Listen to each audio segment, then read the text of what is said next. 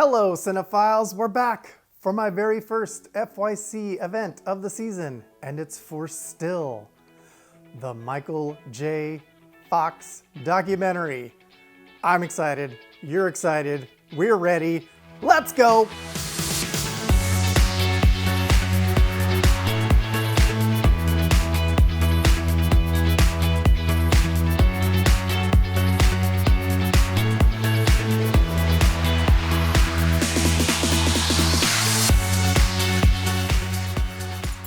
Oh, hello, hi there. It's me, Todd. I'm in the studio, and today's sponsor is myself. The best way to support the channel is to subscribe to my Patreon, where not only do you become a member of the community, you get early access to the B-side videos as well as watch-throughs of movies or TV shows we are covering, and other movie reactions and commentaries from a filmmaker's perspective. And if that's out of your budget, no worries, just hit that like button. It really does help out the channel with the algorithm. And of course, subscribe to get the latest videos delivered directly to you. Hit that notification bell to be alerted of the newest uploads, and please share these videos with your friends and family. And now, back to our regularly scheduled program.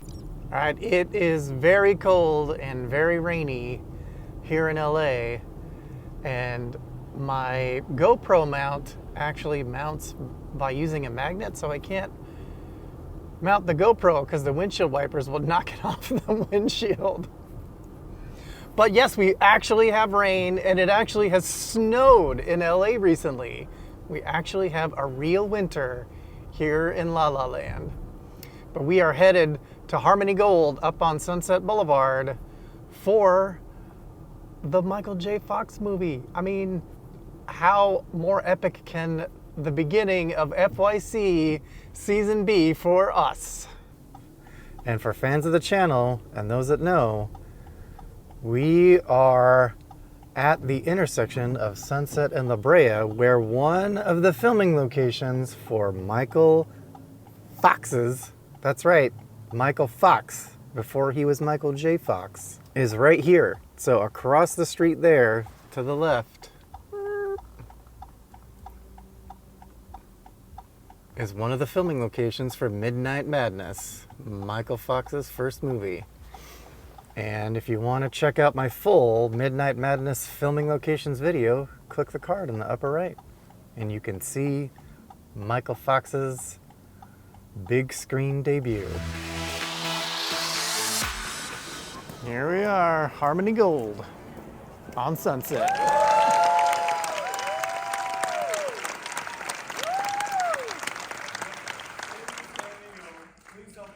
Stage, author, activist, actor, Michael J. Fox.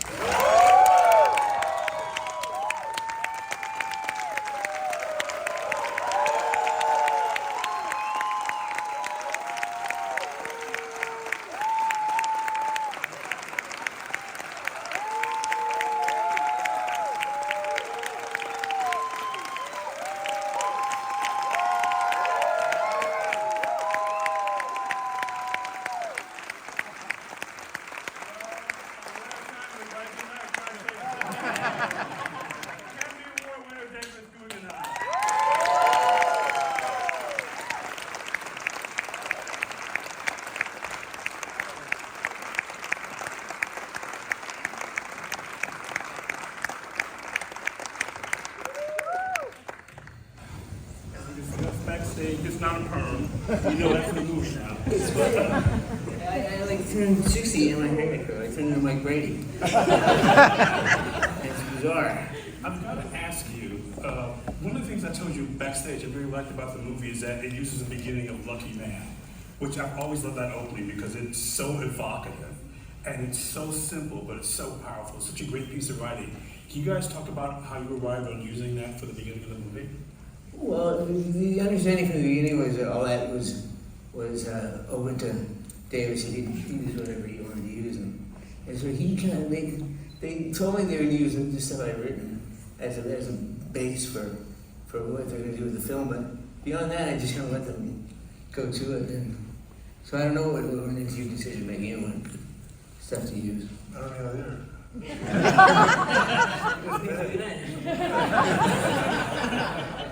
The amazing thing is if you haven't read Michael's books, they're really good.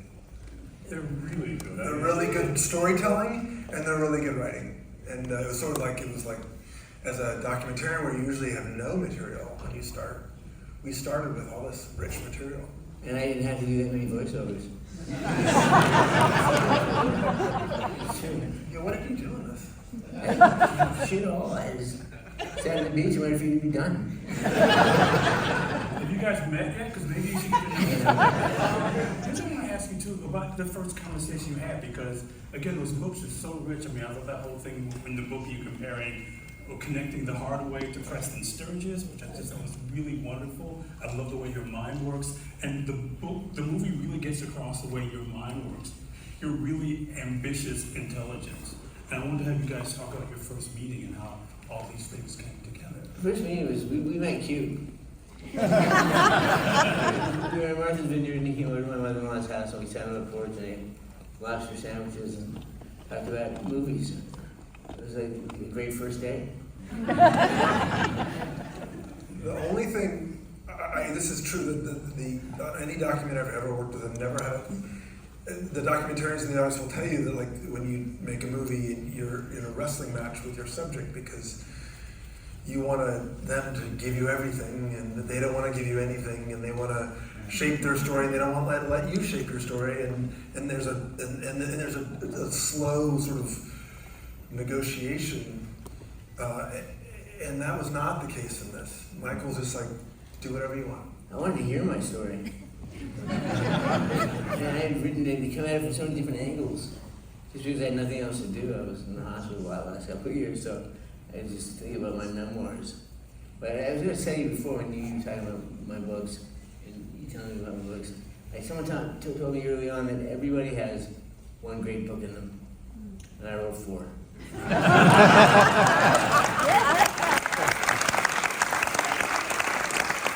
The idea of using so much of your filmography is history. What was it like for you seeing that, realizing, oh my God, all these things fit into the story? Well, it took me a little bit to get it, to understand what was happening, and then I started saying, oh, well, now they're going to cut to this, and then sure enough they would. And then I thought also, like that footage that was used, like, for example, the footage of Tracy and I walking on the Greenwich Village street, and very romantic, beautifully lit, beautifully shot. Well, I think so. It was Gordon Willis. Gordon Willis. And the way that Michael and everybody used this footage made it a whole other thing. It was like Gordon Willis. It wasn't minus Gordon Willis minus. It was Gordon Willis plus. It was and there was also Michael. I can't remember his name. Michael directed. It was the cinematographer for Taxi Driver. Michael Chapman. Brilliant man. So a lot of that footage is his. And so there's all these people, but Michael putting them together in the way that he did. Michael Hart putting them together in the way that he did was just sensational. And some movies that I actually at the time wasn't that crazy about it. I look back and said, that was a good scene.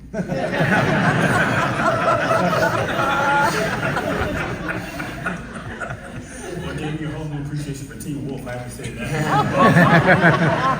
But it's also, what's interesting too is that we can see your excitement in being in the movies. You know, that's the thing, watching all those clips, you realize there's this enthusiasm you have for the medium that almost always came across. Well, I had a thing like when I was a kid, I lived across from a mall with a liquor store, and I beat up old drug pharmacy. And anyway, I'd go to the store for my mom, and it'd be something ridiculous, and I'd buy tampons or something. Like, you didn't want anyone to see you. But I get into this the Mission Impossible theme was started to play in my head. And I just zip around the parking lot, let open doors, and I hide behind the door and zip back around. And everything was a movie to me. I remember the day that I was sitting in the parking lot by the liquor store, bouncing a ball against the wall. And my friend Owen White came up and said, "What are you doing?" I said, "I'm bouncing this ball against the wall." And he said, "There's this new movie about a shark. Let's go see that." So I said, "Okay." We get some money and saw that. And I remember that day. I remember the smell of the popcorn on that day that I saw Jaws. And so Well, acting is a much more specific part of the whole circus. The whole circus became clear to me really early on. That it was this sea of people that made this thing. This show. And, you know, ironically now, my wife grew up in Martha's Vineyard, and we live about a mile and a half from my name Shadon, where I was a shot. So it's funny how things tie together. But through a frame of film. But yeah, I'm glad you brought that because it's so funny how much of your filmography lends itself to, you know, these high points of that, or these points in your life, and that must have been part of the fun of looking at the stuff with Michael Davis, is seeing how much of those movies, and again, just that kind of joy for life that a lot of these characters he's played have had. When we started the movie, before we did anything, we was like, well, I like to write down a core premise, or a core question. And for us, it was, what happens when an incurable optimist confronts something that is perfectly designed to defeat that optimism? And so that movie is sort of front-loaded with that optimism. And you're born with it. It's almost like it was poured into your brain that way. But it hasn't always been easy. Well, the guy said in the movie, there's a line really gives me chills when I see our movie. Our movie is when we kind of that doctor saying, "You lose at this. You don't win. You can't beat this." And my whole thing was about overcoming everything. I mean, if you saw the film tonight, I actually had to assume I messed up. Pretty sure that these people saw the film today. I can take a minute to explain it to you if you need. I never lost what I was to say. But You lose at this game, and that was right. yeah, and like the beginning of the film, like you see, I mean, I can't. I was like a 5'2" idiot from Burnaby, BC, Canada, who you know, wanted to meet all the girls, and it wasn't until years later the girls wouldn't give me time of day about me to read off the clock radios. I was like that line, but it just, and then I said I'm gonna move to California. And he said, "You're not gonna move to California." I moved to California, and then things happened, and all of a sudden 3 years later, I'm doing Back to the Future. The kid was running around to buy tampons for his mother in the parking lot. You know, and it was insane. It was, and so all of this movie, and all this story is through that lens of just, okay, the impossible is possible. So now let's carry on with the story. We've established that anything can happen. I start from a very visceral place. Like, where is Michael now? Where is he going? What does he want, and what's in his way? So I didn't think of it that way. I did think of this guy is always on the move, and I did. And you talked about being shaken awake. It was in one of our early interviews, and I thought that was really interesting. This idea of stillness being really interesting. But it's funny when you finish a movie, and we just finished it. I'm still learning what it is. I don't really know. You know. What was it like seeing Good.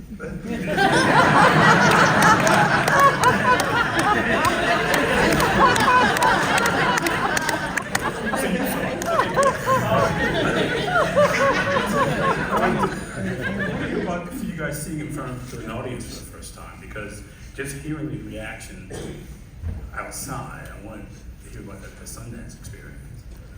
We didn't know it was so funny. Well, I make documentaries. Al Gore, End of the World, Public Education. Like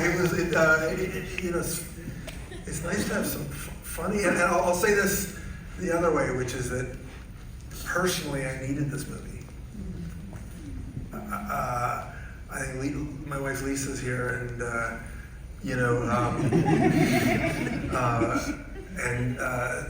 pandemic was hard for a lot of people. I was like in a very dark place, and I had a friend say, "You're laughing at work." and I haven't been laughing at work. And so I needed the joy and the laughter that Michael gave me, and I wanted to. It was in the work of the shooting, and we would just have such great days talking to each other, and I learned so much, and I was like, why am I feeling sorry for myself today? I do. I feel sorry for myself. I'm almost 60, and my kids are leaving. My career's over. And I'm dark, and then I'm like, what the fuck do I have to complain about? I want what he has. And like, how is it that I want what he has? And so when you ask what the approach was, it was that. It's like, I want what he has, and I want to put that in the movie.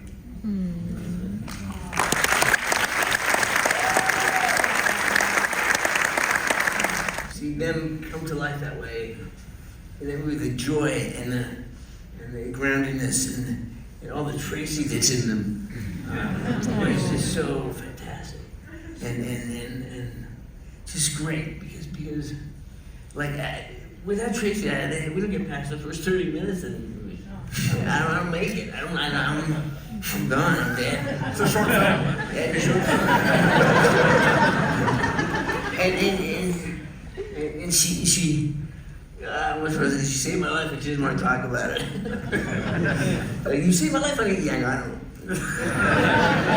Shh. but the whole thing, playing for an audience, the reaction that it got. I mean, like when you do a comedy, basic comedy, there's all these, we call the from the comedy college of 2Ks. Like all that stuff, triple takes, the double takes, all the nuts and bolts of comedy. And that's what you said, that you said funny. When you're not sitting there especially to do anything funny, and it's really funny, it's amazing, it's magic. It's just like, wow. And like I talked about in the movie, a little self-serving, but got the point across, which is when I first started doing comedy, and like realized that the laughter, all laughter was the ability to make any other noise. Like I just got you to a place where you can't think of anything to say except and that's really powerful. That's really cool. So this film is like that. This film like I provided the raw material. He and his great team put it into this shape, and the audience makes it their own. And reacts to it and relates to it, and it's not mine, it's yours, and I'm glad you like it. I was really like that you're still here.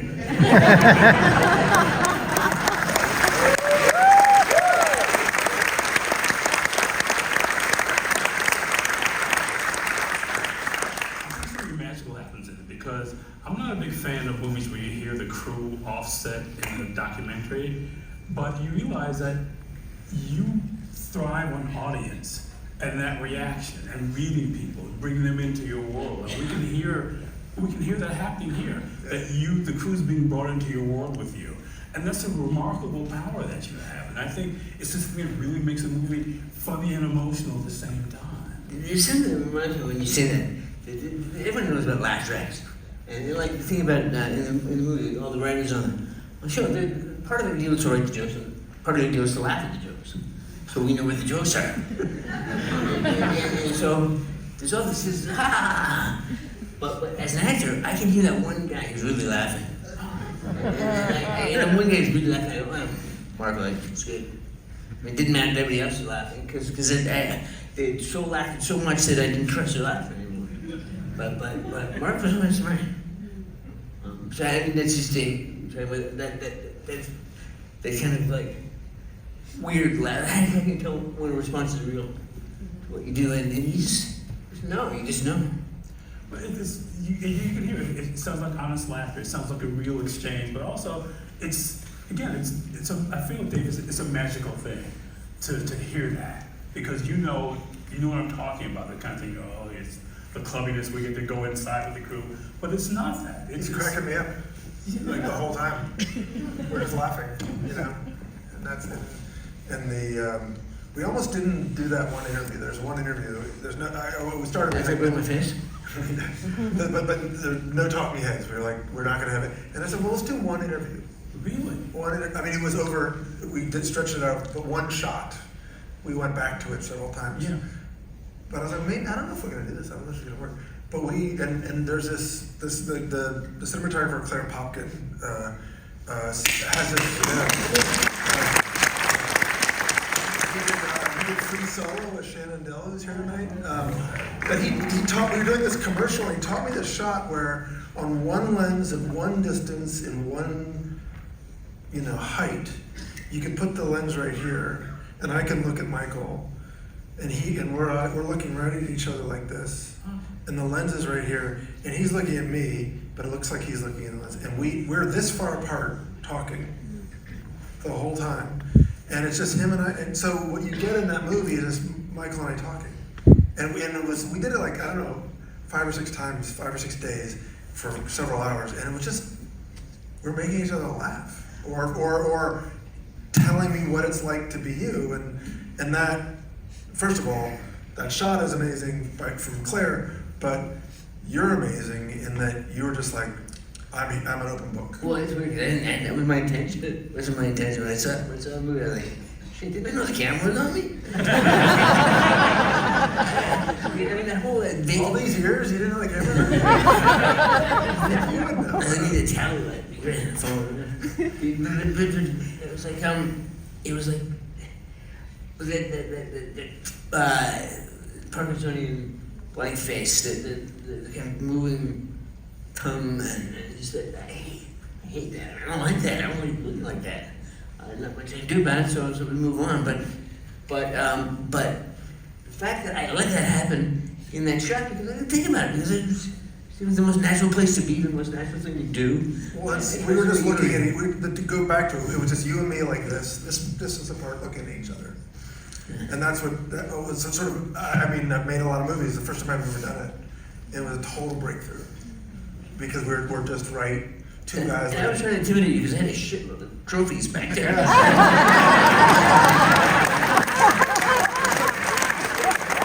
Kind of the last question. If that closeness, having Davis sit like that with you and really talking to him, made a difference to you? Did it feel like a different thing to you? It was very different. I still to this day can't define it or I don't know how to characterize it. It was just, I felt so well taken care of and well protected that I could do anything. That I realized it wasn't about me, it was about the story.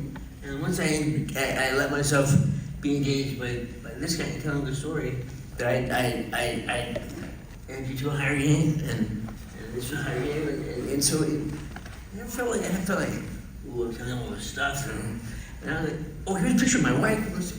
The focus puller's like, what? He's looking at me. He's like, but I'm so much. But this is another. I'm sorry, I'm not the questioner, but like, thank you, Elvis, for doing this tonight.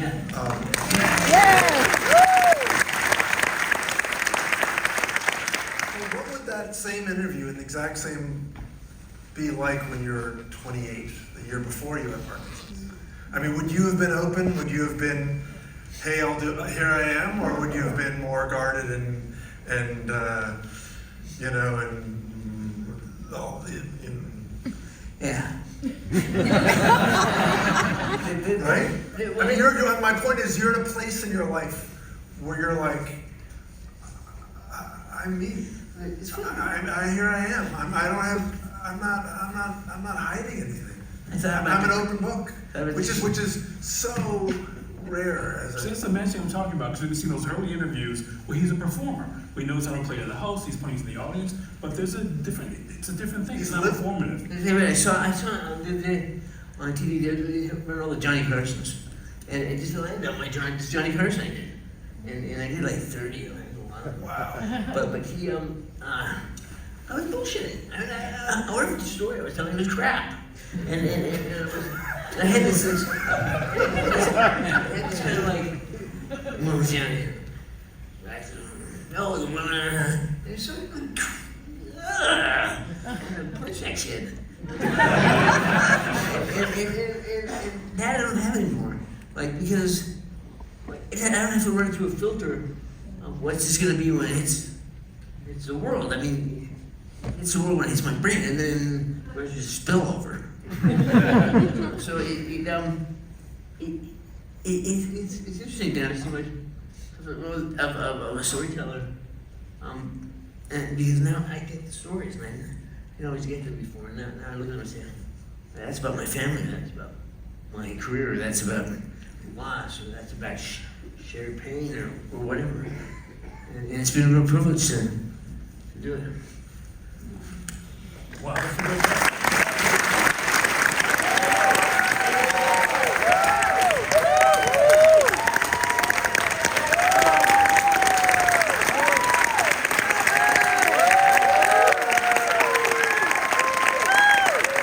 Well, everyone, that documentary was unbelievable. I can't wait for everyone to be able to see it. I hope you go watch it as soon as it hits Apple TV Plus. And hey, now it's time for the little party, so check back in a little bit.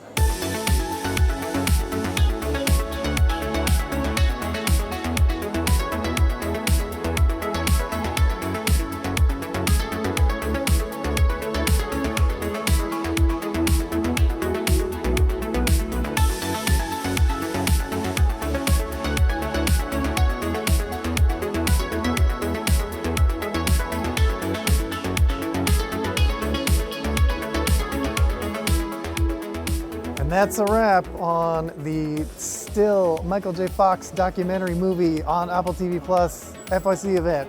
Oh my God, everyone, again, like I said earlier, it's so well done. I hope you go watch it. It is raining on me right now, but I needed to sign off. Don't forget to like and share and subscribe and follow me on the social medias. I am out of here.